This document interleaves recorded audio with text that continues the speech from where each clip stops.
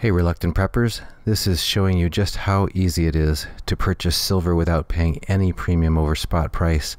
You just go to sdbullion.com/rp, scroll down and enter the special code to get silver without any premium, and they'll mail it to your mailbox, discreetly packaged.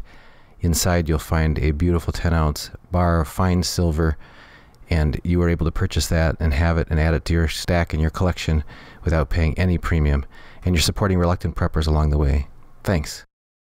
As a responsible person with growing concerns for your privacy and personal liberty, you want to know where we're headed and what you can do about it. We ask the experts what you need to do to take prudent and responsible action to safeguard your family's wealth and well-being, and what basic first steps will help you to be aware and prepared. ReluctantPreppers.com. Welcome back, Reluctant Preppers.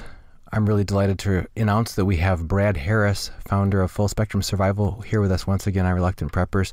Brad has been a recurring visitor to our channel because he has such a broad understanding of many different areas of subject matter having to do with survival training, survival skills, preparations of many different types, and he has a deep network of other preparedness community people, as well as the monitoring of news feeds that he does to keep abreast of what the threats are that are out real and present in the world. Brad, thank you for joining us here again on Reluctant Preppers. Thank you, Don, again for having me and for everybody listening. If we could turn our attention to a phenomenon that seems to be happening with increasing rate of change in our society. I've started to see more and more articles about this. I've encountered it in my professional life, and it seems like something like akin to the Industrial Revolution that blindsided and disrupted so many people's lives a century ago, but it seems to be coming so much faster, like within the next decade for sure, perhaps even half a decade. And it just reminds me of nothing more than like a train that's about to hit us, regardless of what anybody might say about financial collapse, or regardless of what anybody might say about pandemics or about weather events. If you just put all that aside for the moment and just look at the loss of employment, the revolution of the loss of work, and there's aspect you can talk about the rise of the machine, artificial intelligence. People have said, oh well, these industries are offshore proof because this reason, that reason. And then sure enough, nope, you can just onshore, near shore, bring on workers and completely replace the workers there. But even in manufacturing, entire industries are retooling their factories and replacing production workers with robotics and so on. And now with artificial intelligence such as the IBM Newton, AI, that sort of thing, and Google searches and all that, it's like, what's the purpose of a travel agent anymore? What's the purpose of even a lawyer to do legal research for you? What's the purpose of a doctor to diagnose your illness or whatever? More and more, it seems that there's just going to be this wholesale slashing of opportunities. We already have the lowest labor participation rate in the last 40 years, we're told, but if another 50% or more of jobs get eliminated in the next 5 to 10 years, in the face of that, people have said, well, that's not so bad because people don't really need to work. I believe it was Mark Zuckerberg said, why don't we just provide universal basic income for everybody? And rather than thinking that humans have to work, why don't they just do other more creative, productive things, and they just get money from the government? You've been doing some research into universal basic income. What do you see as the most probable real effects of that on a society, on the individuals, on families, etc.? The first thing I'd like to talk about is artificial intelligence. I've worked in machine learning for the last 5 to 7 years, just developing my own machine learning and researching what other people are doing. And I use that for the training algorithm that provides information for the World News Update on YouTube. And that's just machine learning. But the fact remains that there is artificial intelligence today, and that intelligence is self-aware. Now, that doesn't mean that it's perfect. That doesn't mean that, Skynet's up and running today. What it means is that artificial intelligence exists.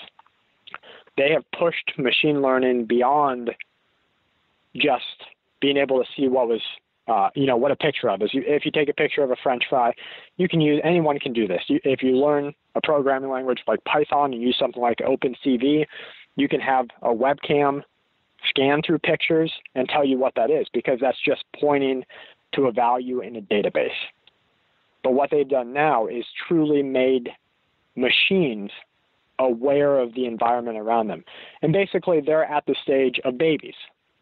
Now, that isn't to say that that's not dangerous or that that's not scary, because a human does a majority of their learning at the stage of babies, of infants and toddlers. We go from babbling, non-talking, non-walking, really dependent mush sacks, all the way to more independent, thoughtful, and self-aware individuals in a very short period of time. That's the stage they're at with artificial intelligence right now. It will continue to become more pervasive as time goes on. There's a lot of, I don't want to say conspiracy, but I guess it is a conspiracy that the government is 10 years ahead of whatever is released to the public. And I believe that. I believe that they have information that is not released. If not, we wouldn't have defense programs, and we wouldn't have all these other methods of invention that do not get released for years and years until they're proven or into the past of something. So there's another fact, another caveat to this, and that's that a machine will always do it more efficiently. It's not to say a machine's always going to do something better, but it's going to be more efficient. And when you look at labor, you look at manufacturing, and you look at literally everything, we have, like you said, the IBM machine learning that can pick out and diagnose cancer better than a human, better than a range of humans. So you've got 90 doctors looking at a case, and the machine tells you what it is. The doctors hem and haw, and they say, well, it might be this, it could be this, let's look at background, let's look at this. The machine gets it right. This is happening over and over and over again, because that machine can do it millions of times to find the best, most efficient, most likely answer. So when you see Elon Musk, when you see Mark Zuckerberg, when you see all these tech giants come out and say that universal basic income is coming, that's just a testing ground. That's getting everybody ready so that there can be public backlash. And then after the public backlash dies down, it can come back out and be implemented. We see that happen with everything. We see it with gun control. We see it with any major change to the social sector. We see this introduction, removal, and then implementation. Look at every bill that every law, every bill that has privacy infringing or security infringing information in it. The public goes wild, says, no, we would never allow that. Don't let that happen. They take it back. They say they fix some stuff, and then they implement it. And no one cares. That's just human psychology. The second time we see it around, we're not as apt to act against it. So we're in this first stage of the introduction of universal basic income right now. What that's going to do is it's going to bring back the days of kings and queens. The governments will be the kings and queens, or the elite standing behind them. And the reason that is because this artificial intelligence is so efficient that it would be dumb, it would be ignorant for a government to allow humans to continue to do something at a rate that was that much slower and that much less efficient. When they've done this in small practices, they found that the human quickly begins to suffer depression, begins to get upset, because we, as a society, for the last 100 years or more, have developed our self-worth off of the work that we can provide with our own hands. It goes back from, your dad or uncle who was a carpenter to now IT professors. And no matter what, it's something that we can do, and we develop our self-worth as a human off of that, because we believe that only I can do this as good as me. So when we realize as a society that this machine does it better and no longer needs me, the human gets depressed.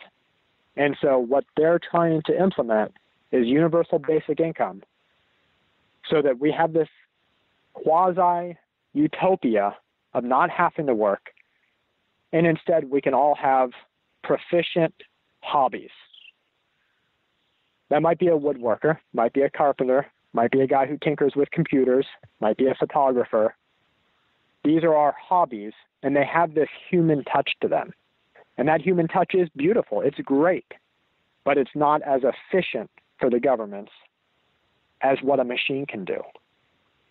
So we will be able to, under this universal basic income world, to pay our bills with this fiat currency, one that has no checks and balances of what debt really is, this faith-based currency of universal basic income. We'll be able to pay our bills, get our groceries, go to the doctor, and still have our hobbies that provide bonus cash.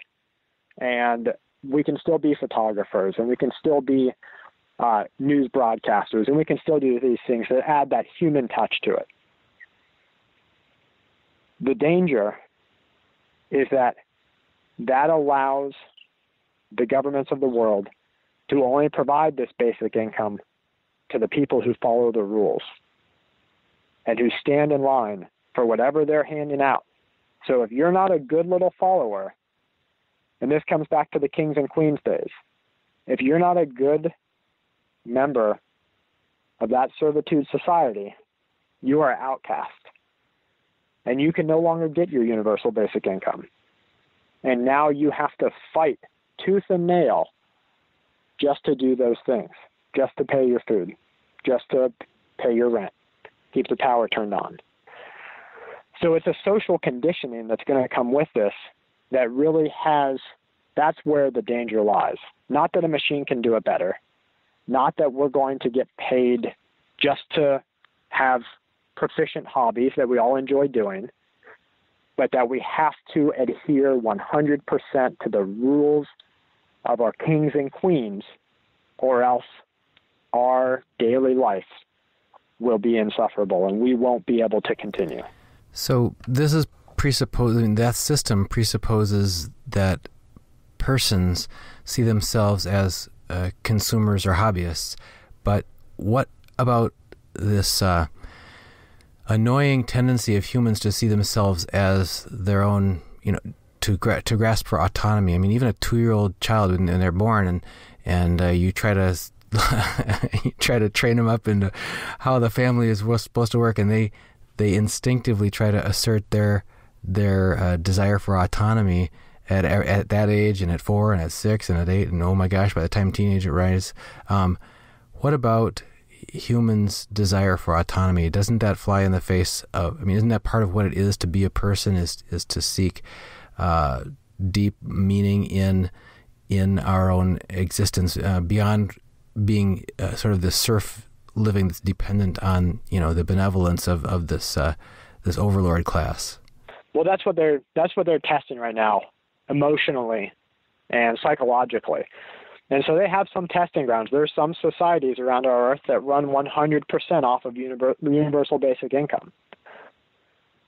What they're testing is to see where that danger lies. And what they're finding right now, at least, is that as long as a person can continue to get a little bit ahead, just that little bit of carrot at the end of the stick, they're happy. So as an example, if you're a photographer, you love photography, it's what you want to do, that's what you did before UBI, you can still go out and do that. And the good photographers will get a little bit ahead. And they'll get that little bit of independence, or like you said, autonomy. They don't have to be a photographer. They can say, okay, I'm done with photography and I want to learn to be a veterinarian. They can make that switch at the whim, and they can go and study and be a veterinarian. Or they could be a t-shirt printer, or any of these things. But it allows the individual, if they're good at their craft, to get a little bit ahead with that carrot at the end of the stick, which when you kind of peel it back and look at today's world, that's not too different than what we experience on a day-to-day basis now. If you're a bad photographer, you're never going to make money, and you'll have to change your trade. Well, you won't be destitute with UBI, but you also won't get ahead. So it will drive people to have those hobbies that they really want to do that gives them that chance at a little bit of gain. But there's more to it than just the capitalist motivation to better your financial situation. There's this sense of, because as you point out, if the gravy train can be cut off for any reason, what about speaking out, free speech? What about dissenting? What about saying, hey, I don't like that Google only gives one answer to a question. I think this other answer is more true. People who are really interested in being free thinkers, free speakers, and free association, all the Bill of Rights, right? Yes. If all of those are potentially can be withdrawn by those who hold the keys to this, universal basic income, isn't that a tremendous, profound threat to people's full personhood? It is, absolutely. But do you think that, and we'll just coin them all free thinkers, the yous and me's and listeners of the world, do you think we're the majority or the minority? By design and by birthright, it's universal. It's part of, I believe, the human condition is to be that way. By habit and by kind of abdication and slipping into it, but it's by far the minority.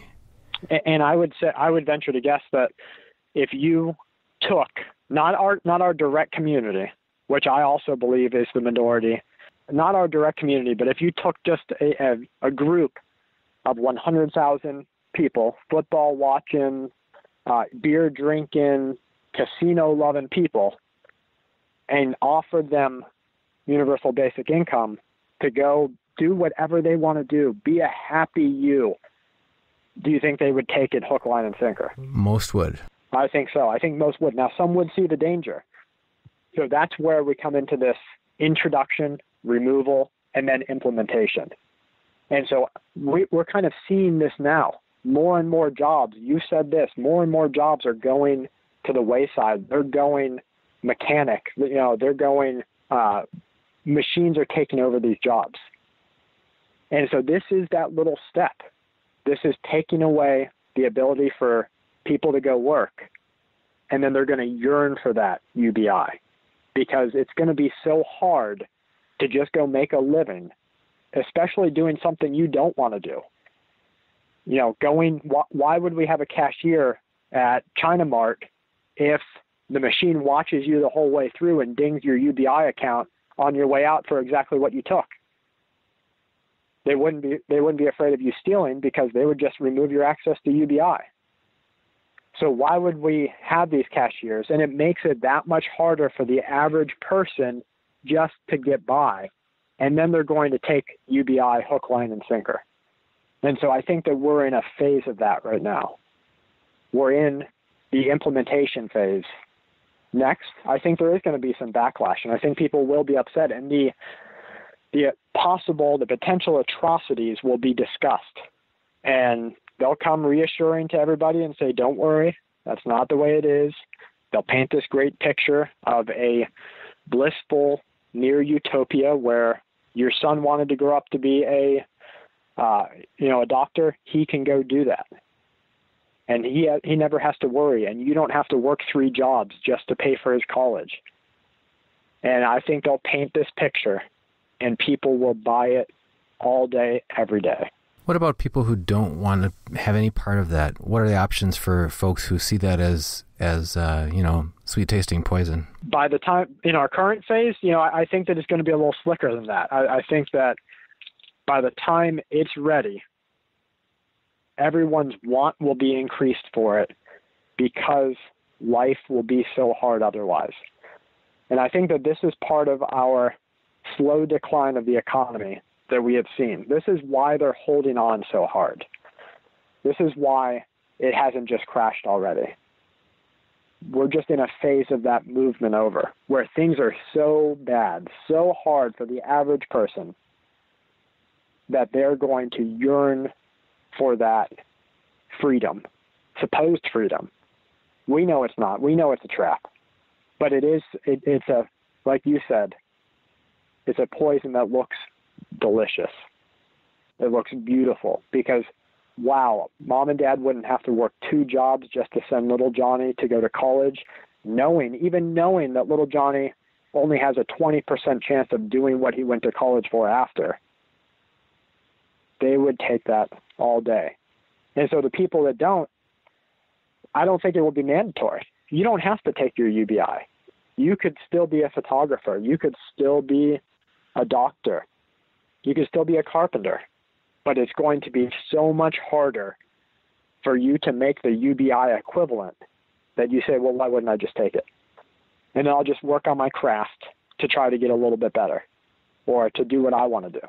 In some ways, you're right that we already are in the implementation phase. I think there were some statistics quoted during the last presidential election saying that over 50% of the people in America already are on some form of government assistance if you look at all the different categories of that. And UBI will do away with that wholeheartedly. There will be no more welfare system because everybody will be on the welfare system. It's a scary outlook, but it is coming, and it is being pushed. And as soon as there's the backlash and the removal and then the implementation, it will already be here. And I don't necessarily know that, not to give a dire outlook of the future, but I think that these are the wishes and wants of the kings and queens that are in power today. And so I don't know what other what other paths are really being paved by the people that are really in power. I think this is the only path being paved. And so you either buy it and you eat that poison, or you take the willful, harder life and you continue at your trade against the machines, against artificial intelligence, and you just deal with the recourse of your own actions. When we routinely visit Amish country, my wife and I, there are several centers of Amish populations in the Middle Eastern U.S. here, and we often go on vacation there. And at first, it was like this big culture shock for us. It's like, wow, look at these people. They're living like they're back in the 1800s. This is unbelievable. How just all that. And then we smile to each other every year that we go back. We go, they look less crazy every time we go back there. That's right. Like yeah. They're connected to. By the work of their hands, they have something that's real, and they're feeding their family, and they're teaching values, and they have generational integrity that they're handing down, and on and on and on. They're the parents, they're the primary educators of their children, and there's this visceral recognition you make about the proper order of things, the proper relationship of people and the land, of families to each other, of communities, that sort of thing, and the ability, the independence, the dignity of independence and self-reliance, and you could go on and all these things, but it's almost like you're just talking into the wind when you say some of these things to people in the modern world, because they've given up almost all of their privacy rights, their liberty, their autonomy, their everything, and become so habituated, so comfortable with dependency on a system that's impossibly complex and way beyond their influence, that kind of thing, that most people have already kind of psychologically gone over that tipping point, and don't cling anymore to that fierce desire for self-reliance. Right, yeah. And I think if you were to ask the people who willfully choose the Amish life if it's easier, they would tell you, no, it's not easier, but it's the one they choose, and that will be the rejectors of universal basic income. They'll tell you it's not easier, and it is a harder life, but it's the one they choose for, like you said, for the independence and for the self-worth and being able to make fruit of something with your own hands. That's the future of tomorrow.